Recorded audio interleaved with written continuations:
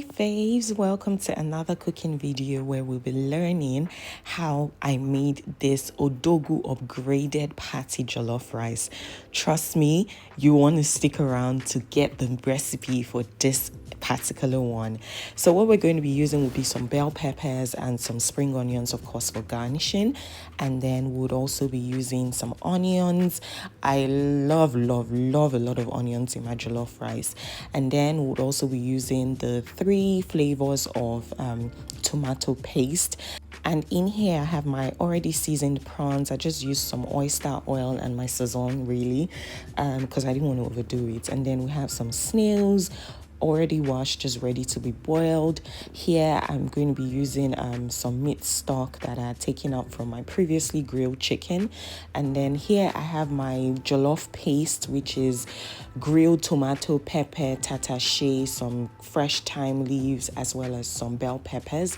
And then I have my turkey that I already pre-seasoned the night before. Y'all know how I love to season my turkey now, so you can check back my videos and see. And then we'll be using some bay leaf, my sazon, of course, some replacement for salt, some spice tea, and my favorite Maggi seasoning powder.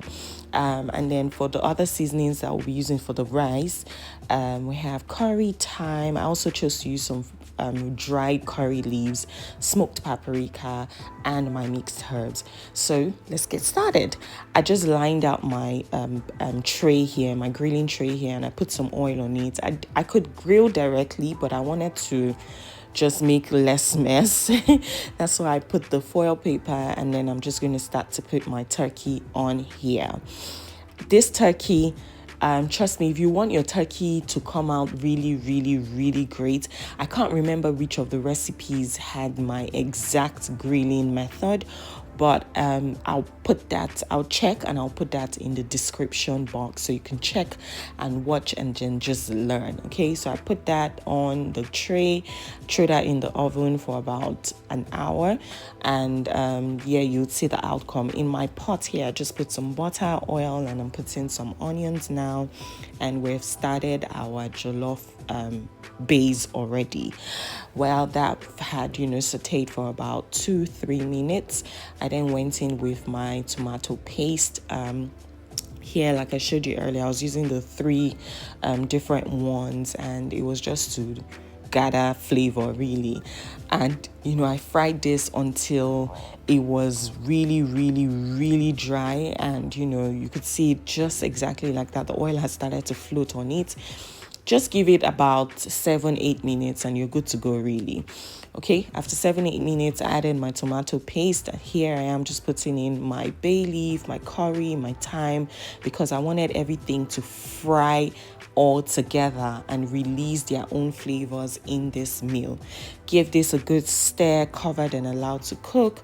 And once I was sure that I was ready and the oil had started to float again, I then went in with my meat stock, as well as my spice tea and every other seasoning that I was going to be using for this meal.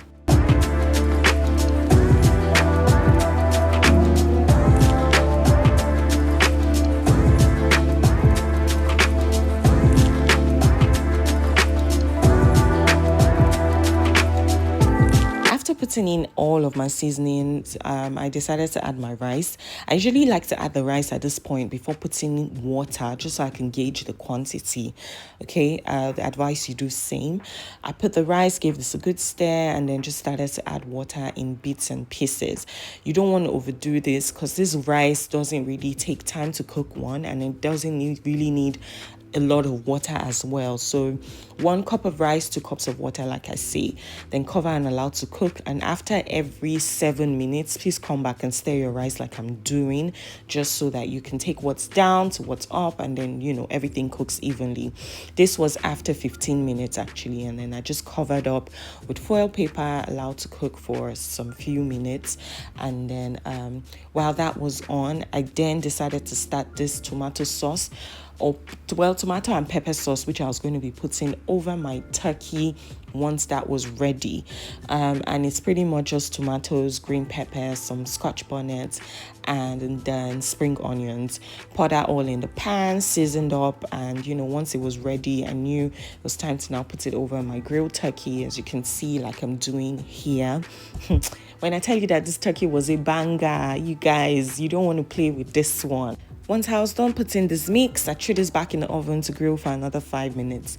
My very good sister gave me this chopping board with my name on it for Valentine's Day, and it was so thoughtful. Thank you so much, girl. She's like, take your chopping board that has your name, please. You deserve it. Thank you, thank you, thank you. Anyways, here we were just chopping up some onions and then some peppers that we're going to be using for garnishing. All of this I was going to stir fry alongside my prawns and snails, which I'll be showing you in a moment. For me, this is like the most effective kitchen appliance I've bought in this year, 2025. It was such a perfect buy, and it just cuts down your cooking time and makes it so much easier for you when you're doing any choppings. This I just chose to do for the bell peppers, but I use it for carrots, I use it for onions, I use it for any vegetables really that I need to chop and save some time. And look, it comes out really well, comes out perfectly shaped, and is ready to go. So make sure you cup yourself one. In the pan where I'd done the sauce, I just put some additional oil, and then I decided to stir fry my prawns. This prawns, like I said, I only used oyster sauce and then my Sazon 4 because it was going to be going back into the rice, so there was really no need to over season this one. So I put the prawns in the pan, allowed to stir fry for about 3 minutes on each side, or until you're sure it's cooked. And how you know it's cooked is when it turns pink. And then I took that out and put my snails that I'd already boiled just so I could stir fry for a bit, and poured all of my bell peppers in there, and my mix was ready. Here, my rice had cooked fully. As you can see, I'd taken out the foil paper. I was just putting some butter, onions, and some freshly chopped tomatoes as well, giving this a good mix. And then I'd add my garnishing mix. I honestly lost the part where I was putting all the things in this pan, so forgive me, but I've told you pretty much what it is. Put all of that in here, gave this another good stir, and my rice was ready. My neighbors, if not because of pride, I'm sure they would have come knocking on my door to say, what is cooking from your kitchen? The aroma was 100, the taste was like 180, everything was just so on point. I think I'm definitely adding this rice to my menu of meals that I would sell out. Would you love to try this out? Let me know. Thank you so much for watching, guys. Until my next video, don't forget to like, subscribe, and share. Mwah. Bye.